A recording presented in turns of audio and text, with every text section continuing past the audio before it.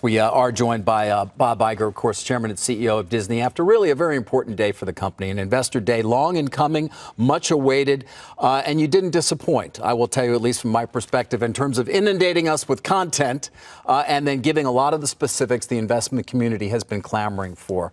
But let me just start with the big picture, if I can, Bob, which is you clearly are pointing in a different direction for this company in terms of the way it goes about distributing the amazing content that you create here at Disney. Why is that something that you feel is necessary to do, and necessary to do in such a significant way as you detailed today?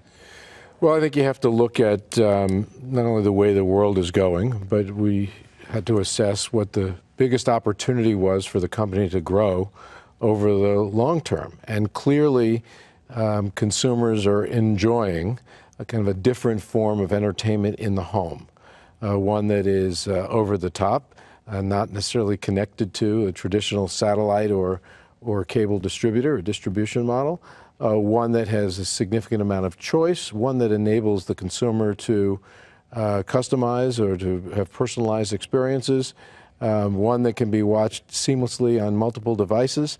And so it was clear that given the company's ability to create content that people love, why not give people content that they love but on platforms that are becoming more and more interesting to them, more and more compelling to them. Now, you set out some relatively ambitious goals in terms of subscriber projections, between 60 and 90 million on the Disney Plus service by fiscal year 2024, or the end of that, and as well Hulu, which you control 60% of, I think 40 to 60 million subs in the same time period. Some people look at Netflix and say 150 million subs around the world, and they still lose $2 to $3 billion a year. How is Disney going to be able to make money, and more money than otherwise would have, by licensing so much of that content in this new world, if Netflix is still losing so much with such a large subscriber base? Well, as we demonstrated at the beginning of this presentation, we have almost 100 years of creating great content that the world loves.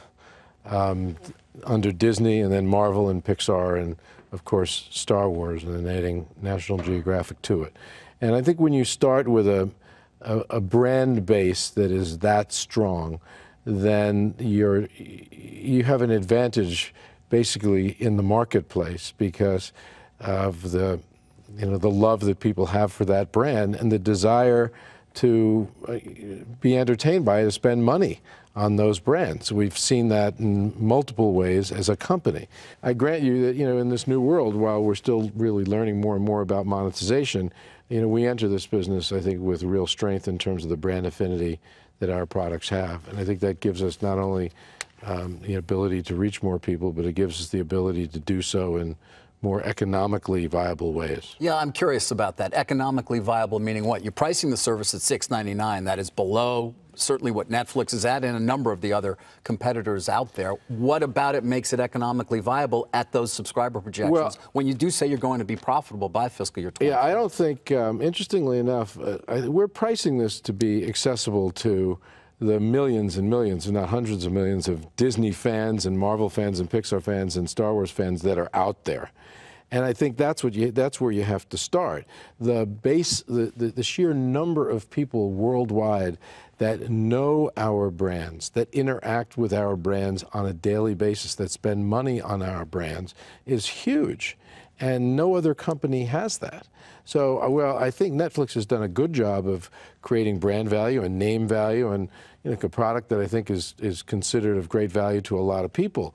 They're still building their brand in many respects, whereas in our case, we start with a customer relationship that in many respects is visceral. As I mentioned, I was taken to see Cinderella by my grandparents when I was, I think, 4 years old. And I watched that movie with my grandchildren. It's 5 generations of Igers that watched that movie. There's a connection that my family has to these stories and to these brands. And so if I see the opportunity to buy Disney Plus, and I can watch it on all these devices, and I can download the movies, and I'm going to watch original product, but I'm also going to watch things from the library, that's something I know that I'm going to want. Nobody disputes the power of the brand. I think it's apparent to everybody, and the evergreen nature of it that you just mentioned in terms of spanning generations. But there are those who say, you know what, you have a great model now, even with the bundle starting to lose certainly lose carriage. Nonetheless, the license fees that you're going to forego as a result of now putting so much of your own content on the platform are significant. Some say as much as $2.5 billion in incremental profits in 19, perhaps as much as $5 billion a year by the early 2020s that you're foregoing in license fees. Why is that is it the better way to go? Because I think there are platform economics that trump license fees to third parties. We can start with the affinity that people have to the brand. They want to be connected to it. But obviously, the ability to have a direct relationship with the consumer gives us, I think, an opportunity to, in having that relationship with them, to monetize much more effectively. Knowing your consumer gives you the ability to, for instance, give them a more compelling experience. And have a connection. Now, also, I think is obvious is, if you look at the Disney consumer, they're going to movies in movie theaters, they're renting or downloading movies in their home, they're buying consumer products, they're visiting our parks, they're sailing on our cruise ships, and I could go on and on. And interestingly enough, now that's true with Marvel and Pixar and Star Wars across multiple businesses. If suddenly your customer relationship is much tighter, if the proximity between you and a customer is better, then you're going to serve them a lot better across your platforms, and you'll monetize, that I'll call it broadened, deepened relationship. But it fully. Whereas in the third, if you look at this company over the years, where we've been distributing movies through movie theaters, and the movie theater is the relationship with the customer, even though it's our product that is touching the hearts and basically becoming part of the deep and happy memory. The cable channels or the satellite the channels are distributed through satellite providers and cable providers. The customer relationship is theirs. The consumer products are usually sold by big box retailers. The customer is theirs, or by Amazon. I could go on and on. We have a customer relationship with all these folks through third parties. And other than our theme parks, where we have a direct relationship, we don't know who these customers are. And in knowing who they are, I think we have an opportunity that is extraordinary from a bottom line perspective. So it's worth the many billions in costs that you're going to see between now and 2024. Yes, and also, look, I think you have to consider that a lot of the product that's on that service is being made for another platform and being monetized for that platform. So you look at all the movies, put aside the library, but you look at, just say, Captain Marvel, which is the first movie that will be available, right. The first original movie that'll be available. That will have over $1 billion in global box office, probably well over by the time it becomes available. So the cost of that product has already basically been borne by its initial basically foray into the marketplace. Now, I realize that we could license it to third parties and make money on it, but it's much more efficient for us to do it this way and have it be part of a service that's also creating new content, which, by the way, the content that we're creating that's original for this also will create longer-term value for right, but in a sense, it does fully commit you in terms of what you're producing to the service. I mean, fully. That's where you are. So this has got to work. In other words, if 5 years you find yourself not getting the projections that perhaps you had, the model's not going to necessarily be in the right place. Well, I'm an optimist. I'm a realist, but I'm an optimist, and I've been at the company for 45 years. I've been president or COO since 2000, and I have a strong understanding of, or a deep understanding and appreciation of Disney and its brand and its relationship to consumers. And so I'm pretty optimistic about the ability for this thing to work, particularly when we make it accessible because of the content we're putting on, because of the user interface, and because of the price. So I believe this is going to be successful. If in 5 years' time it proves, I prove to be wrong or we prove to be wrong, we're still making great content that's going to be in great demand globally, and you can shift in a moment and license to third parties. You can shift that pretty quickly if you needed to. Not that you're necessarily going to, because of course you expect it to be successsul. I do. I don't want to dwell on that for that reason, but I don't think that's really an issue. Look, if you're building up library value regardless. Right. Right.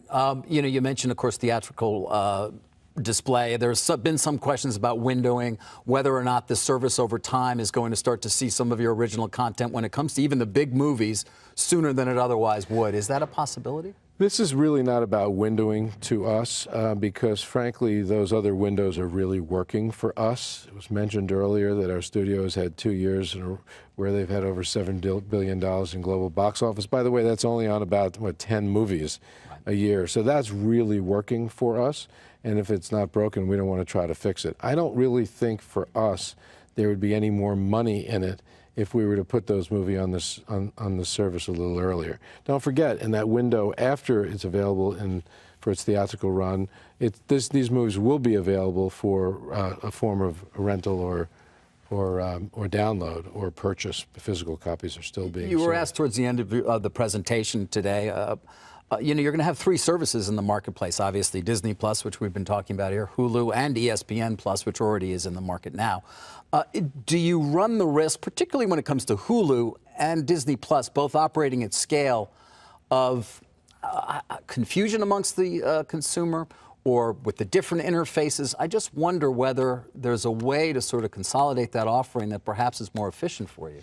I think there'll be a way to consolidate the creation, meaning the technology and both the user interface, customer relationship management, data storage, all those things across those businesses. But we still have a minority shareholders in Hulu, and so until we work our way through that relationship, I think you can basically figure that Hulu is going to be run pretty much as it's been run. On the ESPN front, the back office and the back of house, so to speak, is the same, but the user interface is different because you're talking about 2 very different products. Also, like, I study the marketplace very carefully, and we both know that, because you're in the same business in many ways, we're being distributed to the home on platforms that were created many, many years ago, that served us well and the consumer extremely well over now decades. But I think in today's world, I don't think the consumer really wants to buy 150, 200 channels of programming for a fairly significant price when they're not interested in many of those channels, and in some cases they can't even find them. And I think what we're starting to see in terms of that platform is not necessarily the popularity of these channels in decreasing. Is I think consumers are starting to say, wait a minute, the price to value relationship, even though I'm getting a lot of content and a lot of quality, isn't really there because I don't need all of that know, stuff. but you know, a lot of this started, and you and I have had this discussion, and in fact, some of your peers, if you want to call them that in the business, look at you and say, that started because of ESPN, because of how much you're charging for it, because you paid all that money for all those rights a long time ago. I think we were a convenient scapegoat in that regard.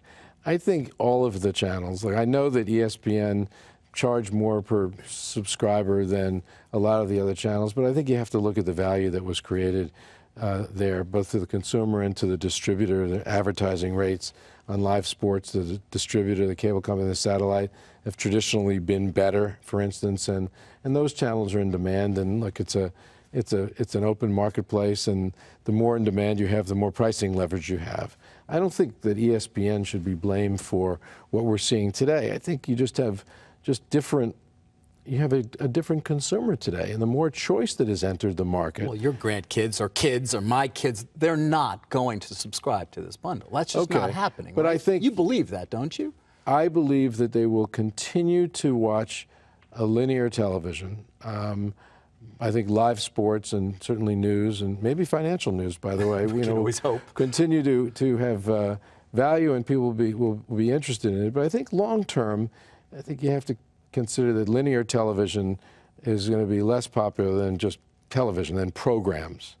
And we're in the short, in the short term, we still are very supportive of the channels that we own and that we're distributing. We're going to continue to put resources behind them to create great programming. I think long term you have to put the consumer first. So if going all the way back to how this started, if we put Hulu and ESPN and Disney Plus into one product, the only way you can get these things is one, that's doing exactly what the consumer today doesn't want. Now, if there are consumers that want it that way, we'll give it to them that way. And hopefully, ultimately, in all 3, one username, one password, make it really easy for them to do it, and a discount. A discount, right? Yes, yeah. But we still have ownership issues as it relates to Hulu to accomplish that. Bob, when you think about the evolution of this business and when you get to a more mature phase in this new undertaking that you discussed today, will it have the same margin characteristics or profitability of the good old-fashioned business of having your networks carried on a cable system that was so profitable for so many years? Well, we're not projecting what margins will be, but again, I think that there's huge system economics in owning a platform and attracting customers directly over time and giving us the ability to attract customers of Pixar, Marvel, Disney, Star Wars, and National Geographic. In other words, in the past, if you went out with channels, Marvel didn't have a channel. Marvel might have a channel, and Disney would have a channel, and Nat Geo has a channel, and there's, I think, a lot of waste there. So if you really look at margins, this is one platform for all of them. So and again, a direct relationship with a customer. We have the ability to basically interact with, not just in this business, but across the board. You think about ultimately the relationship you have with them, like going to our movies and going to our parks. And so I think that long term, the value creation for this is better for us based on the investment we're making than what we're currently doing. You do. I mean, Yeah. again, that direct-to-consumer relationship you've mentioned a number of times. So you can market to people, I would assume, who walk into a theme park. Do you give them a free trial or something like that? No, but I think one of the things we will do is that we will immediately begin marketing to people who go to our theme parks and people who are members of D23, which is essentially a club of great Disney fans, or people who have Disney-branded, co-branded credit cards. So I think that there's already a pretty significant group of people that have expressed themselves as Disney fans. By the way, so there's efficiency in marketing right there. We have a relationship with them. So I think that there'll be a lot of that here, meaning using the platform to connect ourselves to the customer more intimately and to interact with them or transact with them more frequently. But I mean, think about movie downloads and Right. That which right now almost all of them are done through third parties. There's no reason why that can't be done through this, meaning for purchase in that window down the road, just as a for instance, or possibly selling tickets to movies and packages to theme parks. And I think there's a lot that can be done because you've got a fan base that is so interested in interacting with the brand in multiple ways. But I wonder, just in the larger sweep of sort of history in terms of business, there are many companies that did not do what they should have, which is change their model, and they didn't leave their old business and they suffered dramatically. You are doing what many believe you have to do in order to change the trajectory of the business. But just because you go from one house that's a really nice house, but now it's getting flooded all the time, and move to another house, doesn't necessarily mean that house is any better than the one you're leaving. It could be worse, but it's not getting flooded all the time. Okay, I got to try to follow that. I mean, I guess I'm just wondering, is the business that you're going towards going to look like the business you are moving away from? No, but the world isn't going to look that way either. I don't think if you measure it against the present doesn't stay the present for very long. In fact, in today's world, it's changing so much. The marketplace has never been this dynamic, meaning speed of change is much faster. And that's technology, that's consumer behavior driven by technology, it's economics, it's how things are marketed anywhere you look. So you can't measure it against what it is today. You have to measure it against what you believe it's going to be tomorrow. And I think one of the reasons why companies fail to innovate is they continue to measure it against today. So if you're in the business of selling film, physical film, you want to keep selling as much of that film as you possibly can. And you're not really thinking, and you believe you may hit a speed bump here and there, whether it's the economy or new competitor enters the marketplace, but you're not really thinking it's going away. Right. So well, you may have failed to understand what your business is, which is not about film, it's about capturing images. Well, it's about taking pictures, yeah. Exactly. Let's let people take pictures no matter how they want to take them. And look, it's a lot of pressure to not do that in a way, because you're getting measured by quarterly earnings and annual earnings and how much you grew next year. In many cases, compensation is tied to near-term versus long-term. So it becomes very, very difficult to innovate, again, because you're so tied to the business model that got you where you are, which could be great, but it often causes companies to not think about what is that business model going to look like tomorrow. And again, we're in a world that is, everything about our world is being disrupted. Right. How we communicate, how transportation, how we buy things, I mean, I can go on, I don't have to tell you, I can go on. And when you look across industries, the automobile industry and the electric car, Tesla comes along, and now, we'll see how they do long term, but you could maybe argue that that's something that the major automotive companies should have been doing a while ago. Or, soft drink companies not going into the healthy drink business, and mainframe companies not going into the laptop business. But you are obviously not wedded to the distribution model that you've been following for years. And the monetization model. What we're wedded to is we're wedded to creating great content that is branded, that has served us extremely well. What we also believe is no matter how much the marketplace changes, no matter how much technology changes how people are told stories or get their stories, we're still going to be relevant, but only if we enable ourselves to be distributed and purchased by the consumer in more modern ways. If we stick to the old, that to me is a recipe for ultimate distinction. Extinction, I'm sorry. Distinction would be going the other way. Yes, extinction. How much of Netflix's current value do you think has been derived as a result of things that were produced by Disney? I have no idea. We've had a good partnership with Netflix. We were the first to license movies to them. There was a big discussion about that way back at the company. It's got to be something. I mean, it has to be some portion of value there that's been created as a result of your content. Definitely. They derive value for it. They stood up and paid a significant amount of money for it at a time because they realized its value. And then after that, they licensed television shows. And after that, they licensed original television shows, the Marvel shows. And I think that clearly what we licensed to them was important to them from a value creation perspective. And I don't begrudge them having done that, or us. Nor do I second guess the fact that we did it. Or that you did it as long as you did it? And no. I'll tell you why. First of all, we did extremely well licensing our content to Netflix. We're launching this product because we are ready to launch it. We wouldn't have been ready to launch it 2-3 years ago. Why? We wouldn't have even been ready to talk about it. It takes technology. It takes content. It takes the talent to make the content. It takes a marketplace. You could argue that what Netflix has done has actually been good for us because they've seeded the marketplace to robust, over-the-top content distribution and presentation. And so I like launching when we are launching and believe that it's a great time for us. And the Fox acquisition had a lot to do with it. Something interesting, David, that I've observed, and I don't think I've said it publicly, but we announced that we were doing this in 2017. Right. So just summer of less than 2 years ago. It was actually June of 17 that we decided to do it, and that led to the purchase of BAMTech. And then the opportunity to buy Fox first came up later that year. Mm-hmm. In fact, just a few months after the board approved us buying the majority share of BAMTech, which was done for one reason, to go into the direct-to-consumer business, Rupert and I sat down and talked about a transaction. We would not have done that transaction had we not decided to go in this direction.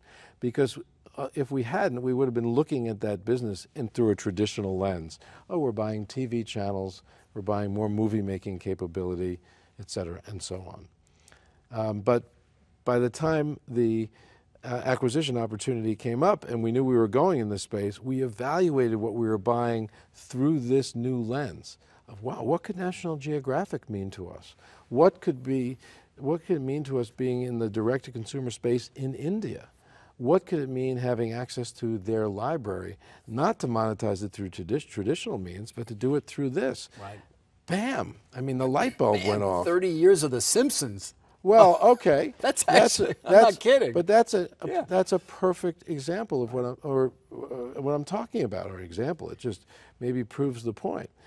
Again, which maybe speaks to why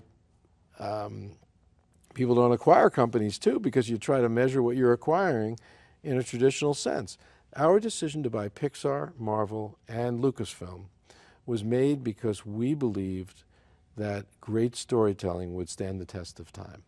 And no matter how much the marketplace was disrupted, whether it was cable and satellite, movie theaters, traditional television, you name it, a great story, well told, really, a story well told, was going to succeed, meaning as a an investment or as a financial proposition, no matter what. Now, you mentioned the Fox deal, of course, something I followed closely. By traditional measures, particularly given the fact that you had to increase your bid to compete against Comcast, and then, well, we don't know where the RSN sale ends up. The multiple seems fairly high for that business.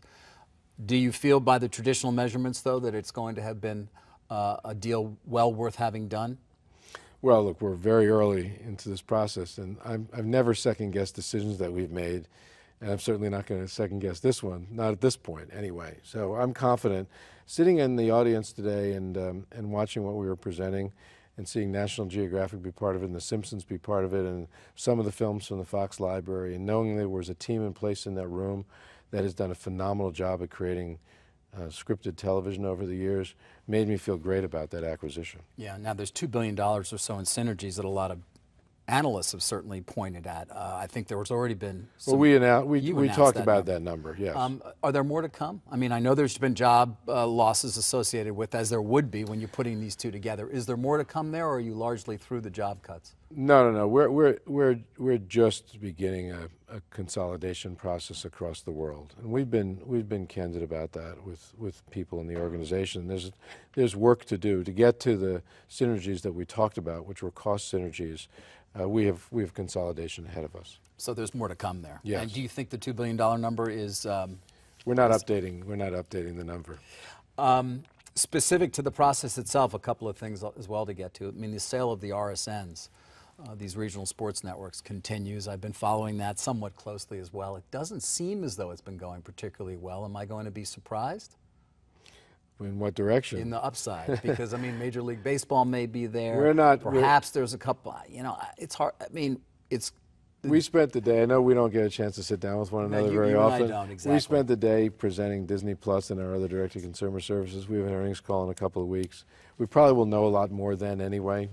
I would think so. I mean, we're kind of getting fairly close to when you would want to have that deal kind of near or done or completed. Our commitment to the Justice Department, the U.S. government, was 90 days after closing. The Apple board. It's another thing I just was curious about. Can you stay on that board? Well, obviously, when you sit on the board of a publicly traded company, you have to be very mindful of your responsibilities, fiscal responsibilities to the shareholders of that company, and I have been. When the business of direct-to-consumer or television or movies is discussed on the Apple board, I recuse myself from those discussions. There aren't many of them. It's still very small business to Apple, and I'm not at the point where I believe it's problematic, but it's something that I have to continue to monitor. And finally, ESPN. We haven't talked as much about ESPN Plus, which has been in the marketplace, 2 million subs you talked about today in roughly 10 months. But how should we view ESPN, the network itself that is still carried on, 80-something million subs or something along those lines, and ESPN Plus? I know the programming is different to a certain extent. Are you expecting ESPN subs to continue to decline in the traditional model in the bundle? And does ESPN Plus pick that up along the way, or are they two different sort of models? Well, I think right now ESPN Plus, and probably for the foreseeable future, meaning near term, is an extra service, meaning it's not designed to replace the traditional business model. So if it's an add-on, it's a place you can go to get more and engage more. Or to get different. If you want to watch an Ivy League football game, it's going to be difficult to find that on ESPN, but they have the rights on ESPN Plus and so on. And in fact, a lot of what we've licensed for ESPN, we can't put on because there are just so many hours in the day. And so this is great in that regard. And I think that will continue for a while. We believe that there are sports fans out there that do want more ESPN and want it in this fashion, which basically means easily watched across devices, over the top, not connected, not have to have a cable subscription service if they want to watch some sports or gain access to some. So we're not making any predictions about the health of the bundle or how many subscribers.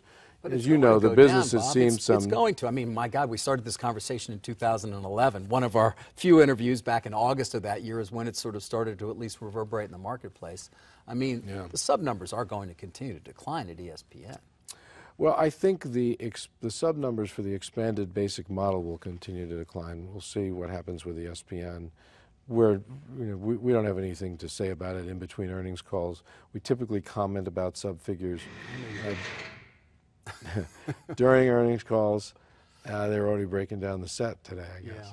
Yeah. Nothing the more growth to of say. virtual MVPDs has been beneficial to Yes. a certain extent, but that seems to be slowing as well. Well, again, I'm not going to update numbers on that, but I think what this does, frankly, is it gives us the ability to have a platform and a relationship with the consumer that, should the traditional model start failing us, which it's not yet. There's been, yes. Will you know when it is? I'm sure, yes, I'm sure we will, but I don't see that. I don't see it happening during my tenure here. Not that, by the way, I'm pushing off the problem to somebody else. I just don't think it's a problem we're going to have. But if there's a time when the channel, the linear channel, is no longer viable, then we've got the ability to flip a switch and go in this direction. When you talk about your tenure, of course, and I hope we do interviews for many years to come, but 2021 it's well, 2.5 years away or so, right? Yeah. You seem to indicate in the meeting you're going to stick to it this time. Yes, that your time is, but you're going to be right in the middle of this enormous transformation of the company, of this transition that we've talked about. Is that going to be frustrating to you? No, it won't be frustrating to me at all. The most important thing is that the company get through the transition seamlessly. I believe that 2.5 years from now, or roughly 2 years after we've launched this massive initiative, the company will be well on its way, and the company will be well on its way in terms of success here. And that will be the right time for a transition at the CEO level. The Fox acquisition will have been assimilated. We'll be off and running on the direct-to-consumer space. Now would have been, and the reason that I stayed, now would have been tough, primarily because of the Fox acquisition. But as I said earlier, that was somewhat tied to what we were planning to do direct-to-consumer. So the timing was not right for the shareholders of the company. I actually would have been fine, setting all this aside and going off and who knows. Potentially running for office. At least you were thinking about it. That's old news, but not current news. No, it isn't. Well, we've got you for another couple of years, and I appreciate you taking time today. Thank you. Pleasure. All right. Thanks. Thanks, Bob.